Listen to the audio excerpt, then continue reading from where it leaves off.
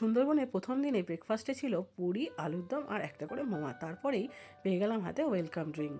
তো welcome drink নিয়ে আমরা সুন্দর ভিউ দেখতে দেখতে এগিয়ে গেলাম। দারুণ লাগছিল। আর তারপরেই হাতে পেয়ে গেলাম গরম গরম চিংড়ির পকোড়া। পকোড়াগুলো খেয়ে আমরা চলে গেছিলাম একটু কিচেনে।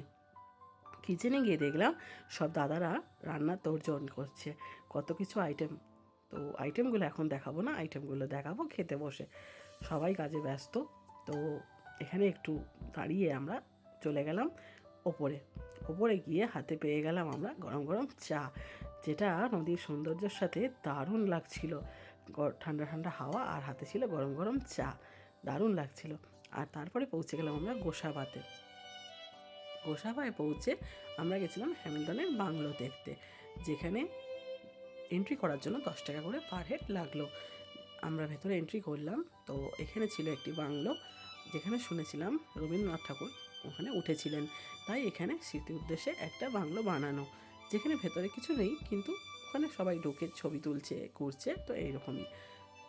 তা আমরাও একটু ছবি টবি তুলে নিলাম। তুলে নিয়ে আমরা বেরিয়ে পড়লাম বাইরের দিকে। বাইরে বেরিয়ে এখানে পেয়ে গেলাম ঠান্ডা ঠান্ডা আখের রস, যেটা দেখে আমি তো লোভ সামলাতে পারিনি। আমার দারুণ লাগে আখের রস খেতে। তো একটু নিয়ে নিলাম। তো বেশ মিষ্টি ছিল আখের রসটা। তো আমরা ওখানে আখের রস খেয়ে বেরিয়ে পড়লাম। বেরিয়ে আমরা চলে এলাম ঘাটের কাছে। তো আমরা চলে এলাম বোর্ডে। আর বোর্ডে তখন দেখলাম এসে ওনারা দুপুরের লাঞ্চের ব্যবস্থা করে নিয়েছে টেবিল পেতে। তো আমরা বসে পড়লাম। আর আজকে ছিল ভাত, মাছের মাথা দিয়ে ডাল, বেগুনি, পটল চিংড়ি, আর ছিল পাবদা মাছের ঝাল, আর ছিল ভেটকি মাছের পাতুরি, আর চাটনি পাঁপড়। তো আমরা খেয়ে দিয়ে এগিয়ে গেলাম। দেখো কত সুন্দর লাগছে। আর তারপরে হাতে পেয়ে গেছিলাম একটা করে কমলা লেবু। তারপরে আমরা পৌঁছালাম আরেকটা স্পটে, যেখানটা চারিদিকটা নেট দিয়ে পুরোপুরি ঘেরা ছিল। তো চারিদিকটা বেশ সুন্দর, ছিমছাম, বেশ নিঝুম, দারুণ লাগছিল। এটা দেখেছো তো কী জিনিস? ডেঞ্জারাস জিনিস।